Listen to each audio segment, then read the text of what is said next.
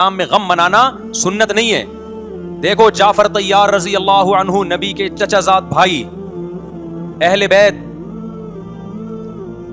جب آپ صلی اللہ علیہ وسلم نے ان کو لڑائی کے لیے میدان جنگ میں بھیجا، رومیوں سے لڑائی تھی، حضرت جعفر طیار کی 4 بیویاں تھیں. جب نبی صلی اللہ علیہ وسلم مسجد نبی میں بیٹھے، آپ کو فرشتوں نے اطلاع دی کہ جعفر طیار شہید ہو گئے. آپ صلی اللہ علیہ وسلم کی آنکھوں سے آنسو. یہ آنسو اس وقت نکلے جب عین شہادت کی اطلاع ملی ہے. اس وقت آنسوؤں کا نکلنا محبت کی علامت ہے. آپ نے صحابی رسول کو بھیجا کہ جاؤ آپ کی زوجات کو، بیویوں کو جا کے خبر دو کہ جعفر طیار شہید ہو گئے.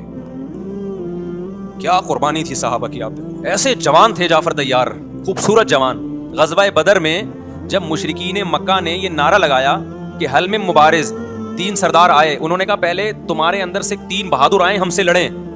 دیکھو عربوں میں یہ ہوتا تھا کہ جب جنگ کے لیے 2 فوجیں آمنے سامنے کھڑی ہوتی تھیں تو پہلے دونوں طرف کے بہادر ترین لوگوں کی لڑائیاں ہوتی تھیں کہ جب تک دونوں میں سے ایک قتل نہیں ہوگا لڑائی شروع نہیں ہوگی.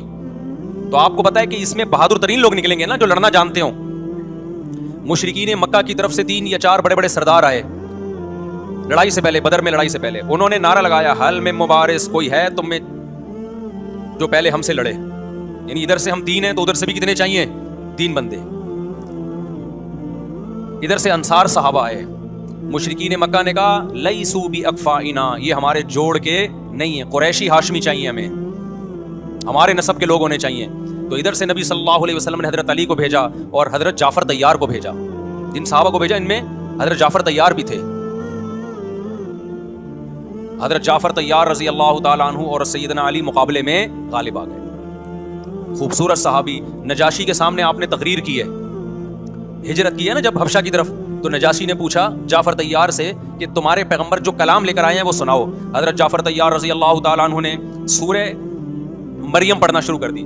کاف ہا یا عین صاد ذکر رحمت ربک عبدہ زکریا اذ نادى ربہ نداء خفیا قال رب انی وہن العظم منی واشتعل الرأس شیبا ولم اکن بدعائک رب شقیا وانی خفت الموالی من ورائی وکانت امرأتی عاقرا فہب لی من لدنک ولیا. ایسی حضرت مریم اور عیسیٰ ابن مریم کی سیرت کو سورہ مریم میں بیان کیا حضرت جعفر طیار نے کہ نجاشی روتے روتے، اس کی داڑھی تر، اور جتنے پادری بیٹھے تھے سب کی داڑیاں تر ہو گئی روتے روتے. تو یہ تقریر جو نجاشی کے اسلام کا سبب بنے، بادشاہ کو مسلمان کرنے والے کون تھے؟ حضرت جعفر طیار.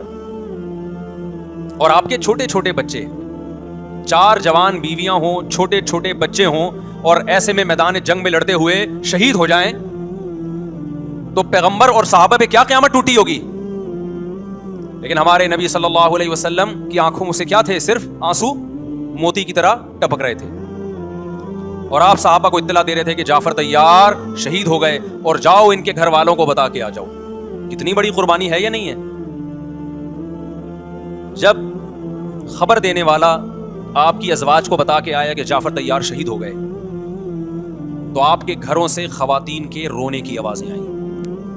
آپ صلی اللہ علیہ وسلم نے فرمایا ان سے بولو کہ اپنی آواز کو پست کرو. پھر چیخو پکار کی آواز آئی تو آپ نے فرمایا کہ اگر دوبارہ چیخو پکار کی آواز آئے تو ان کے منہ پہ خاک پھینک دو. وہ شہید کی بیوہ تھیں، اور شہید بھی کتنے مقدس، ان کو بھی نبی صلی اللہ علیہ وسلم نے نوحہ کرنے کی اجازت نہیں دی. اس دن جس دن غم پہنچا ہے اس دن بھی چیخو پکار کی اجازت نہیں دی ہے. تو آپ بتاؤ اگلے سال اس تاریخ کو چیخو پکار کی کیسے اجازت مل جاتی؟